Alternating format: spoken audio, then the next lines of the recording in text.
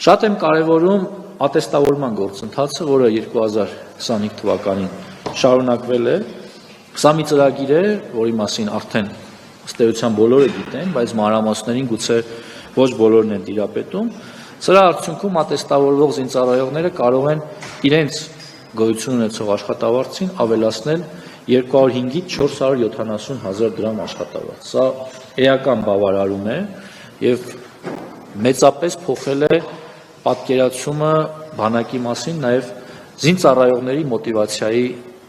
եւ վերաբերմունքի մասին է, որը փոփոխության է ենթարկվել էապես։ Կարող եմ նշել, որ ներդրման պահից մինչև հիմա շեմը հաղթահարել է, այսինքն մասնակիցներից 73%-ը հաղթահարել է ատեստավորման շեմը։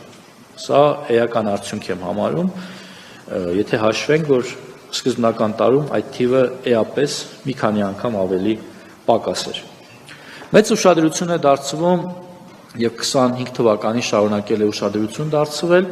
զինծառայողների բնակարանային ապահովման ուղղությամբ։ Այստեղ նույնպես արձանագրել ենք էական առաջընթաց։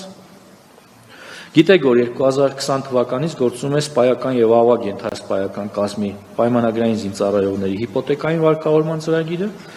Սրա շրջանակներում 2170 զինծառայող արդեն ձեռք է բերել բնակարան կամ բնակելի տուն, որի համար հատկացվել է 8 միլիարդ 684 միլիոն դրամ։ 26 թվականի հունվարի 1-ի դրությամբ 2022-ից 25 թվականին Հայաստանի Հանրապետության պետական բյուջեից եւ Պաշտպանության նախարարության համակարգի բնակարանային ապահովում ունեցող կարիք ունեցող զինծառայողների, զինվորական կենսաթոշակի իրավունք ունեցող զինծառայողների, զոհված մահացած եւ զինվորական հաշմանդամության կենսաթոշակի իրավունք ունեցող նախկին զինծառայողների ընտանիքների բնակարանային ապահովության համար ծախսվել է շուրջ 8 միլիարդ 174 միլիոն դրամ։ Խոսքը վերաբերում է շուրջ 630 շահառուի։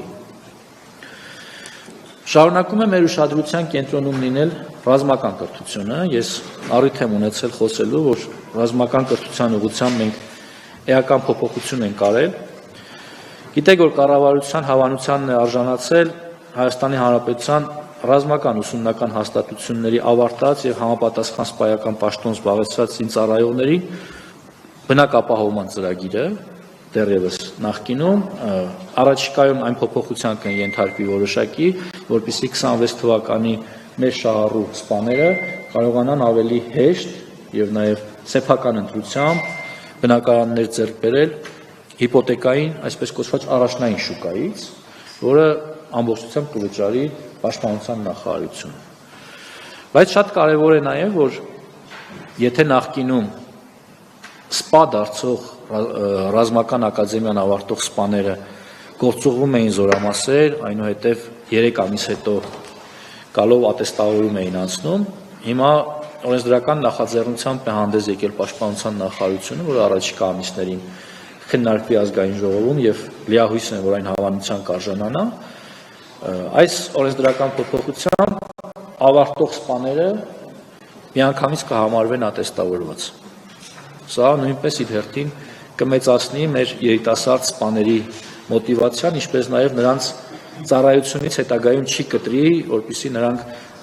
ադապտացիոն շրջանում չզբաղվեն ատեստավորման կամ սեփական ունակությունները պահպանելու կամ ավելացնելու գործունեությամբ։ Շատ կարևոր եմ համարում սպառազինության, ռազմական տեխնիկայի ձեռքբերման, շուկաների դիվերսիֆիկացիան, սրա մասին բազմիցս առիթ ենք ունեցել խոսելու, բայց նաև կարևորում եմ նաև տեղական արտադրության զարգացումը։ Նշեմ, որ 2022 թվականին պայմանագրերի ծավալը տեղական ռազմաարդյունաբերության հետ կազմել է 5.5 միլիարդ դրամ։ Այսօր գործող պայմանագրերով այն հասել է 170 միլիարդ դրամի, որի մեծ մասը արդեն իսկ մատակարարված է,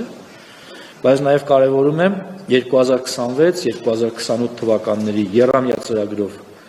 կառավարությունը նախատեսում է հատկացնել 150 միլիարդ դրամ տեղական ռազմաարդյունաբերության ոլորտին։ Սա ռազմաարդյունաբերության զարգացման, դրա շարունակական բարելավման ուղղությամբ էական ներդրում եմ համարում մեր կողմից։